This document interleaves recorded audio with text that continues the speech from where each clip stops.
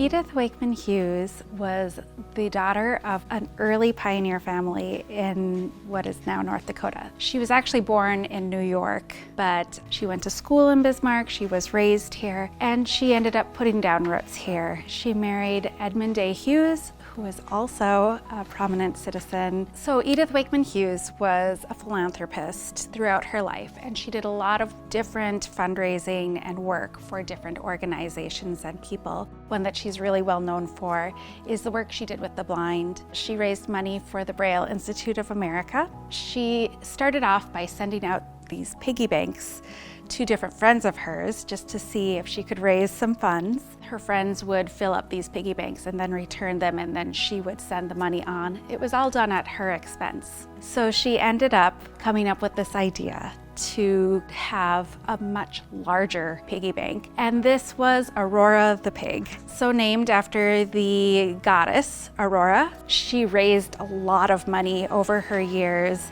I think around $90,000. One of the reasons that this was so important to her is because she ended up going blind from cataracts in the 1930s, and she eventually was able to get that fixed through surgery, but she did have a few years where her vision really suffered. At this point, Aurora has been established for a few years. So in this particular scrapbook, you have all of these people who have signed best wishes to the divine Aurora on her 4th birthday. My deep admiration for this wonderful, inspiring movement. From this moment on, I am a definite member of it. And then all of these names of people who have just come to support Edith Wakeman Hughes, to support the blind. This is her handwriting. When I really saw Aurora the first time, a very happy occasion.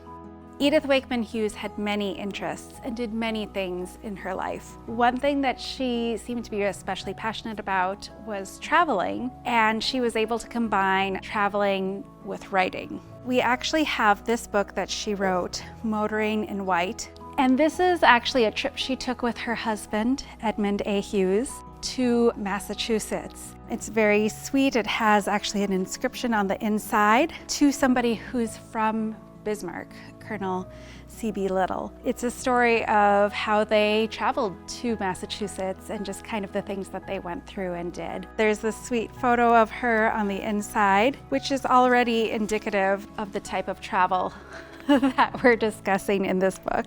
One thing that Edith Wakeman Hughes did that's very unique is she was able to sell Disney cells or celluloids from the original films. So she was essentially selling Disney artwork. She was one of only a few throughout the country who was approved to do this. She ended up doing it through a gallery that she had been working for and corresponding with. In one folder, she discusses how this might be something that maybe a grandmother would like to use as a picture in a nursery for her grandchildren, or that somebody might wish to get as a Christmas present rather than something more of a necessity like clothing, something a little more fun. And we have this amazing collection that comes from her papers and really focus on her and show us who she is.